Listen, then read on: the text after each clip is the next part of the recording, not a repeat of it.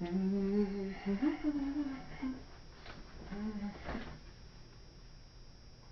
Matchstick. What you doing? Charmander! I'm going to a movie. Sure? Charmander? No, you can't come with me, Matchstick.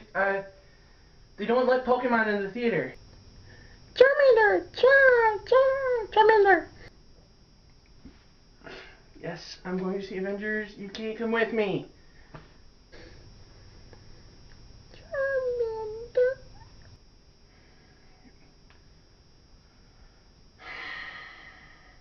Okay. Okay.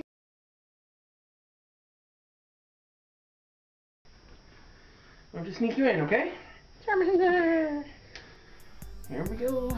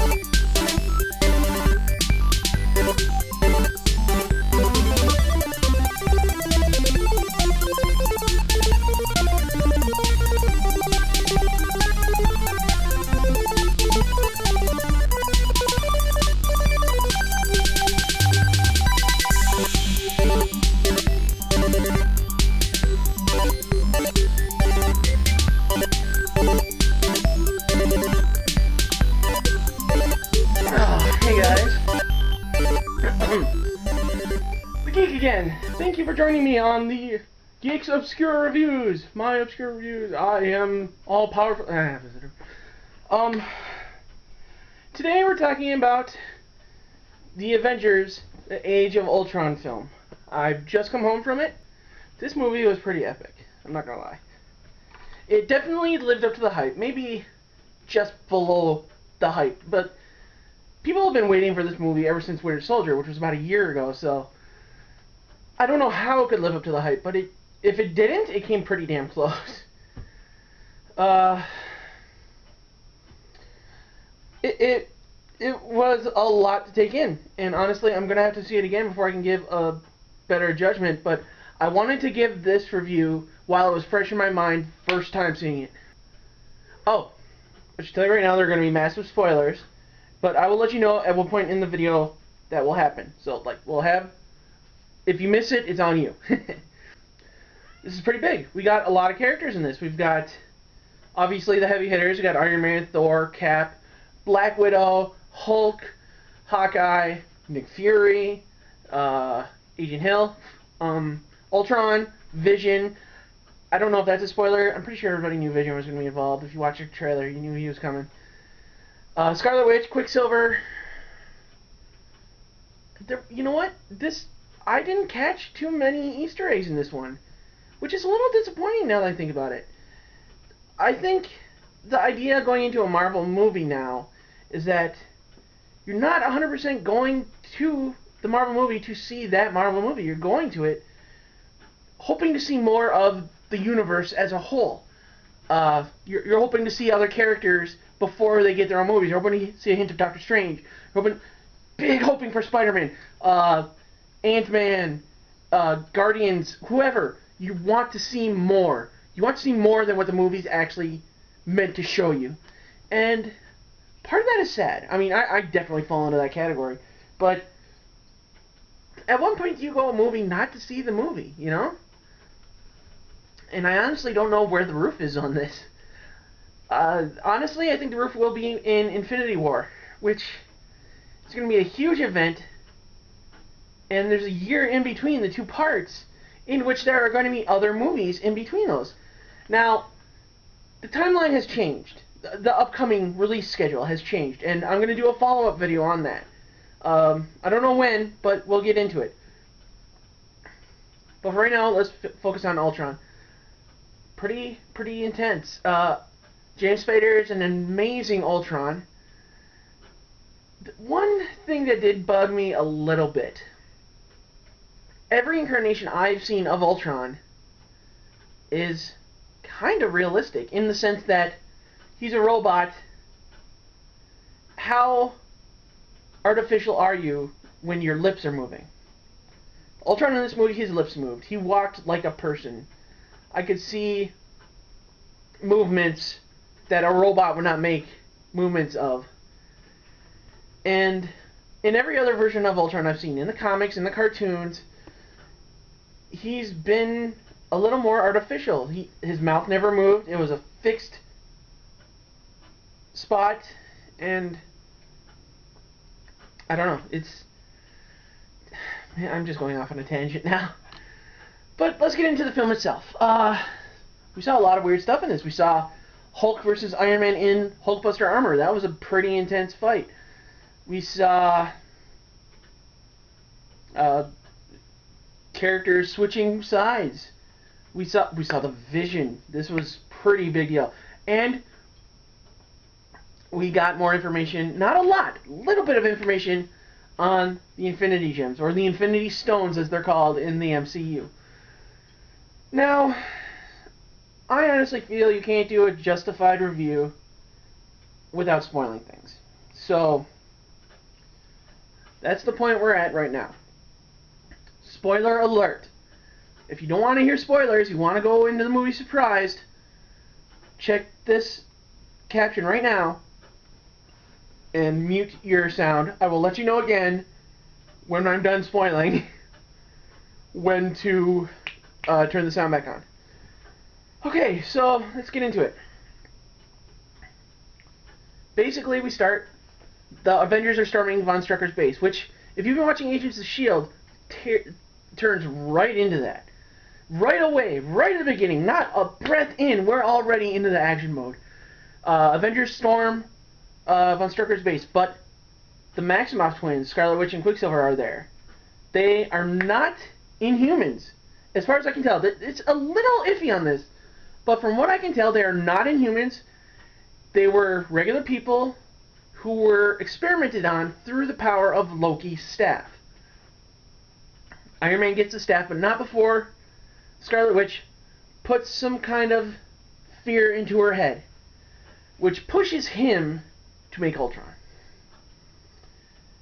And here's the part I really felt wasn't explored very much. Iron Man didn't actually go out and create Ultron.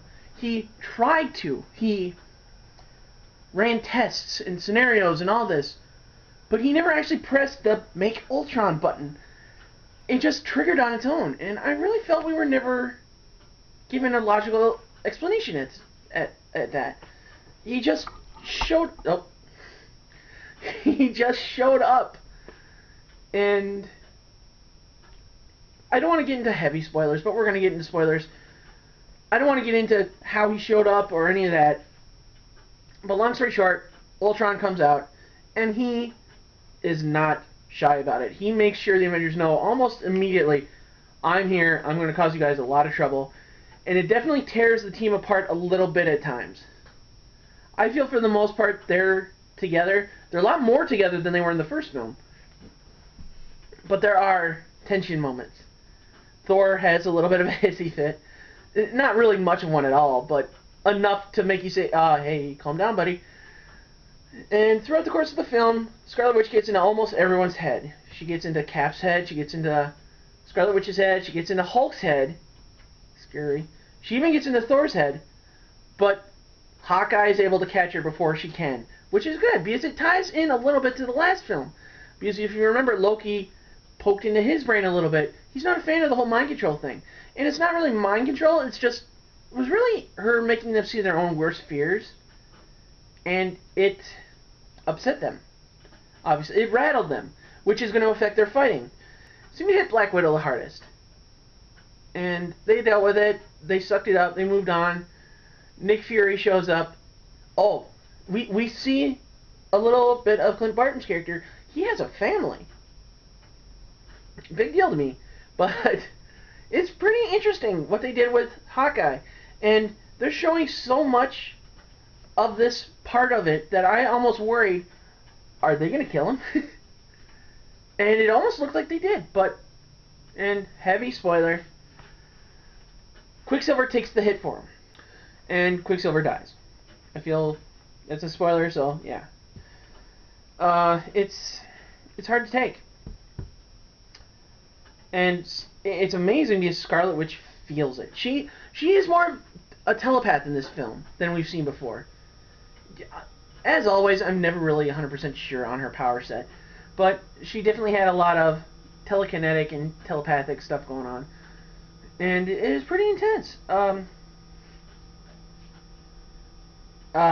See, I don't know how to get into this without...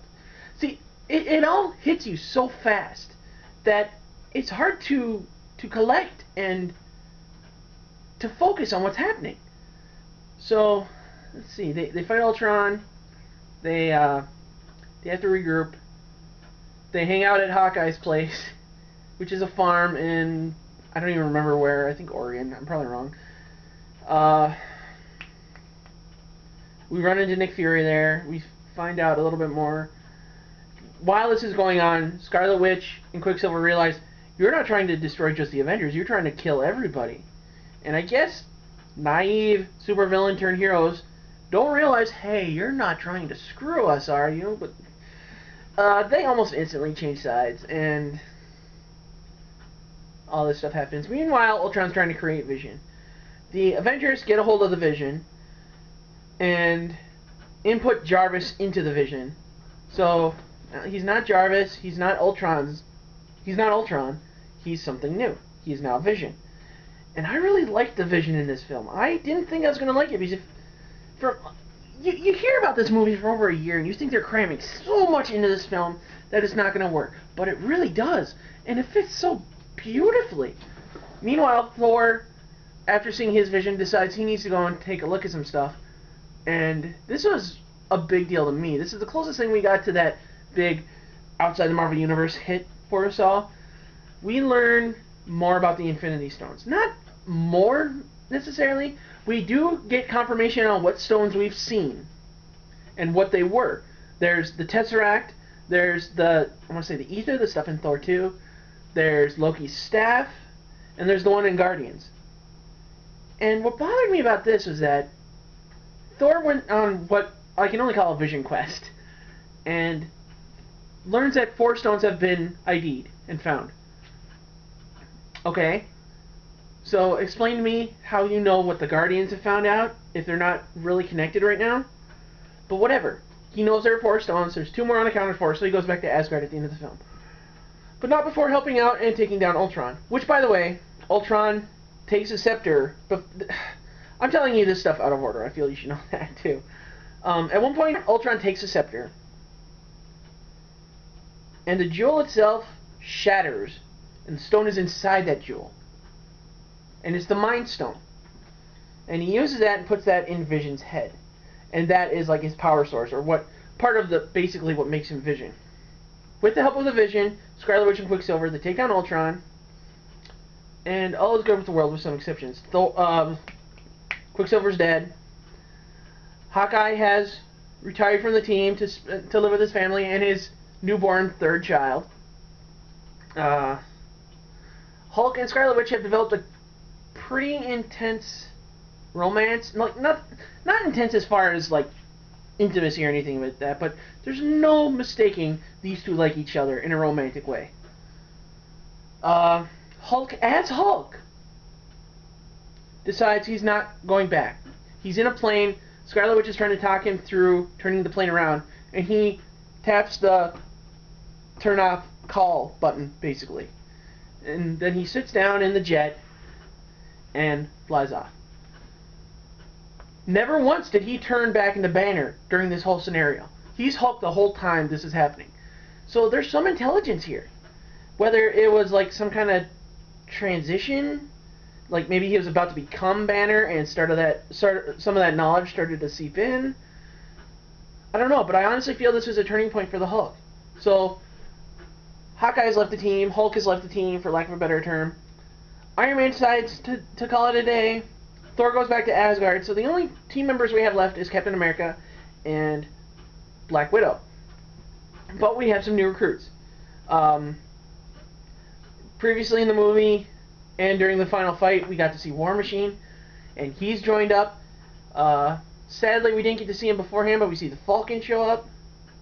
We see the Vision is there, and Scarlet Witch. So we got 4 new members to team up with Cap and Scarlet Witch. And that is our new Avengers lineup. Sadly, I don't think we're going to see the full Avengers team again until Infinity War. I'm pretty sure we're going to see some members in maybe a cameo during Civil War at the very least. I know Hawkeye has been confirmed for that. I know Iron Man has been confirmed for that. I know Black Panther has been confirmed for that. And that's about it. Spider-Man's kind of been confirmed. Not really. There's a lot of hype saying Spider-Man's in there. But that's not... No, Marvel has not confirmed that. That's just what everybody has assumed. The official Marvel statement is that he will be in a Marvel movie before his own solo movie in 2017. I think it's 2017, if I'm right. That's 2 years from now. So we've got a few films before that. We've got Civil War, we've got Ant-Man, and some others. I'll bring all this up in the update video. All this stuff is happening, and it's crammed pretty neatly in this film, and I'm very impressed with this. I want to give this film more credit, but there was something missing for me, and I honestly think I just need to take a second viewing in and just calm down and watch and let myself get immersed. Tonight was a big night for this. There's so much hype around it that it's hard to focus because you're waiting what's going to happen next the whole time. And it's tough to sit with all that. So I'm going to see it again. I'm not going to do another review on it, but I'll touch base on it on the update video. Now, the only thing we have left to talk about is the mid/post credit scene. As they said, as Marvel confirmed, there is no after credit scene, but there's a mid credit scene, which I gotta say is a little disappointing. It's about as much of a tease as we got in the first Avengers film, but it almost felt like the same tease. It's a scene of Thanos opening a door or a casket or a cabinet or something and picking up the stoneless Infinity Gauntlet and saying a line along the lines of, if you want something done, you have to do it yourself. Now, clearly, Thanos is pulling strings the whole time, which is ironic, considering the whole plot around Ultron is, there are no strings on me. Obviously, he's been manipulated at some point, or the scenario has been manipulated. Thanos was pulling the strings around Loki. He's pulling the strings around Guardians of the Galaxy stories. He's pulling the strings around scenarios leading up to Ultron. He is definitely in play, despite how little we're seeing of him. And it's quite a lot. It's a lot to take in.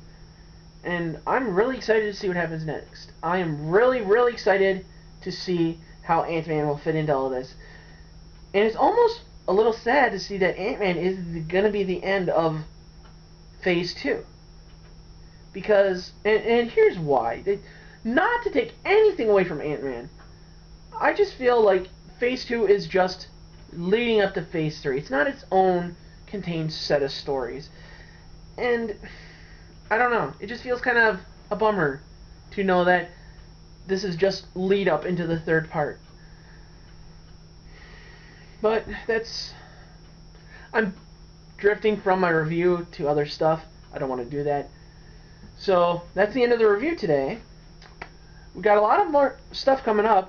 Episode 50 is coming soon.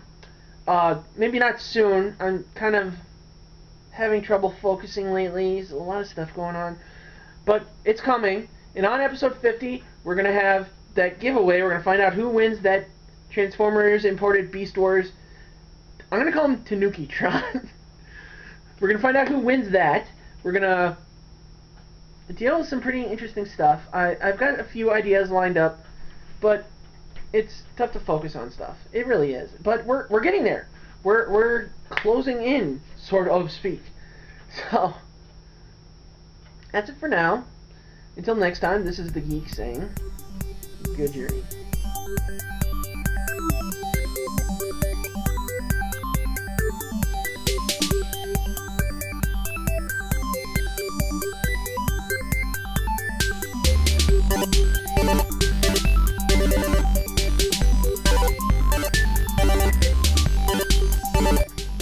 It's a scene of Thanos. Oh my gosh, I should do a video just on how people mispronounce character names.